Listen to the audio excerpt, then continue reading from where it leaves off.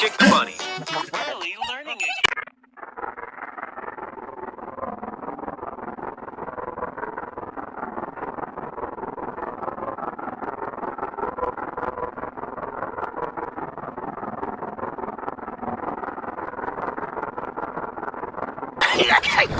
You don't feel my pain.